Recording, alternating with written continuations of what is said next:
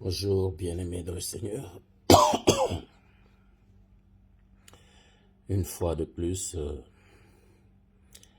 Dieu me fait la grâce d'être parmi vous. Et c'est une tâche que nous avons acceptée sans avoir à trop réfléchir, parce que la foi en Jésus-Christ est un choix. Lorsque la question fut posée dans les cieux, qui ouvrira le livre et ses 7 sceaux? Il est écrit qu'il eut un silence et un seul haussa sa voix pour dire « Moi ». Et cet homme est devenu une prophétie pendant des générations. Des générations l'ont attendu, parce que la Bible déclare que c'est la parole faite chair. Or, la parole sous forme de loi a été donnée à Moïse. Elle a conduit l'ancienne alliance que Dieu n'a pas jugée parfaite, parce que l'homme a la nature d'interpréter les choses à sa façon et de vouloir qu'elles soient comme lui le souhaite. Malheureusement, la volonté de l'homme n'est pas la volonté de Dieu. J'ai été inspiré, pendant que nous étions en prière familiale, par l'un de mes jeunes frères, Joe, de mes petits frères. Je parle des petits frères de sang. Il a chanté une chanson en Swahili qui m'a beaucoup inspiré. Et il disait ceci, vous allez m'excuser parce que moi, chanter, c'est pas mon affaire. Bwana Mungu nitakupa nini, Mungu Baba nitakupa ni kwa maisha unanipa, nitakupa ni kwa watoto nanipa, nitakupa nini, Mungu Baba nitakupa ni kwa kazi unanipa, nitakupa nini, kwa pumzi unanipa, nitakupa nini, alléluia, nitakupa nini. J'espère que par ma voix, vous avez compris que moi, je suis pas appelé à chanter, mais bon, on a essayé. Pour ceux qui ne comprennent pas le Swahili, cette chanson veut dire « Pour le souffle de vie que tu m'as donné, qu'est-ce que je vais te donner, Seigneur? Toi, le Dieu de grâce, pour la foi que tu m'as donnée, qu'est-ce que je vais te donner? Ô Éternel, pour la vie que tu me renouvelles, pour les enfants que tu m'as donnés, pour la santé, pour le travail, pour tout ce qui constitue mon témoignage, qu'est-ce que je peux te donner? » C'est ce que dit cette chanson. Or, nous savons que le Dieu que nous servons est le consommateur de notre foi. Si ce n'est notre foi, qu'allons-nous donner au Seigneur? Des maisons, il n'en a pas besoin, sinon Jésus en aurait construit les plus belles qui seraient encore belles jusqu'à ce jour. Des voitures, oh là là, sinon Pierre, Paul et Jean auraient eu des chars et des chevaux. C'est des choses maternelles, utiles à l'homme. Dieu n'en a pas besoin. Il est partout. Il t'entend, il te voit. Dans l'obscurité ou dans la lumière, Dieu te voit. Il t'entend. Tu ne peux pas te cacher devant Dieu. Tu peux te cacher devant les hommes. Tu peux te cacher devant les animaux, les insectes, les oiseaux. Mais devant Dieu, on ne se cache nulle part. Nulle part. C'est pourquoi je voudrais dire à quelqu'un, aujourd'hui, il se passe des choses dans la vie. Tu te lèves le matin, tu penses que tu es maître de l'aube, tu décides de faire ceci et cela sur la vie de ton prochain. C'est un choix. Mais il y a une question qui restera posée. Es-tu maître du lendemain? le travail ou la peine que tu te donnes. Tu en connais le salaire ou la rétribution. Le plaisir que les gens ont à faire du mal, qu'est-ce que ça leur apporte? J'ai toujours dit, et ça c'est ma foi qui me le fait dire, et rien que par le souffle de vie, même un sorcier doit adorer le Seigneur.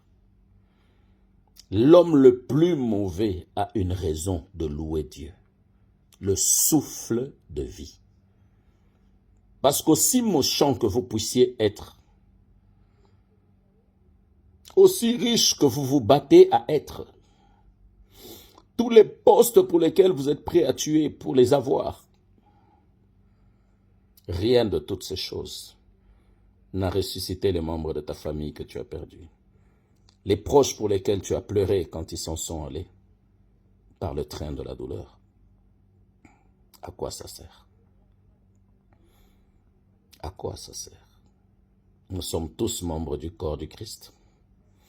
Lorsque la main fait mal au pied, si le pied ne décide pas d'avancer, comment la main arrivera à prendre ce que la bouche cherche? Le mal que vous faites, il est inutile. Dieu de toute grâce, Dieu de toute vie, Dieu de ma naissance, Dieu de mon témoignage, Dieu de mon travail, Dieu de ma santé. Oh, Dieu de mes enfants, Dieu de mes parents, Dieu de mes frères et sœurs, Dieu de mon grade, Dieu de ma paix, de ma justice, Dieu de ma condition, de ma situation. Qu'est-ce que je veux te donner, ô Éternel, si ce n'est ma foi, mon obéissance, mon humilité, ma soumission et ma consécration? Dieu de grâce, que veux-je te donner? Toi qui me suis, que donnerais-tu à l'Éternel? La chaise sur laquelle tu t'es assis dans une conférence, tu t'es levé et tu es sorti. Celui qui s'y est assis, tu as appris qu'il est mort. Pourquoi? Parce que la chaise s'est cassée et le bras est entré dans sa côte. Tu as accompagné un ami prendre le transport. Pendant que toi tu rentrais chez toi, on t'appelle pour dire qu'il venait de mourir. Tu as pris un avion qui t'a fait arriver où tu es allé, mais le même avion a pris des passagers qui ne sont jamais arrivés où ils sont allés. Qui es-tu? Qu'as-tu de plus grand que ceux qui s'en vont? C'est Dieu qui a fixé le temps de notre séjour sous le soleil. L'orgueil ne sert à rien. L'oppression ne sert à rien. La surestimation ne sert à rien. La fourberie ne sert à rien. L'accusation ne sert à rien. La Bible dit rechercher la paix avec tous, sans laquelle nul ne verra la gloire de Dieu. Ce que nous devons rechercher, c'est la paix avec tous, afin de voir la gloire de Dieu. Ce n'est pas les maisons, ce ne sont pas les voitures, ce ne sont pas des comptes garnis ou fournis. Où est Khashoggi? Où est Onassis? Si je ne peux parler que de ceux-là, où sont-ils? Leur gloire leur a ouvert la porte du ciel. Ont-ils vu le Christ? Ont-ils touché ses pieds ou le pan de sa robe? Ils sont partis en silence, laissant tout derrière. Tout. Qu'est-ce qu'il en reste? Ce n'est pas une préoccupation pour moi. Mais ma préoccupation à moi, c'est que restera-t-il de toi quand le train de la douleur arrivera? C'est un train spécial dont chacun de nous est la gare. Mais il ne sonne pas son arrivée. Il ne sonne que son départ et les gens poussent des cris. Quand sera-t-il après que le train soit passé? Célébrerons-nous ta foi?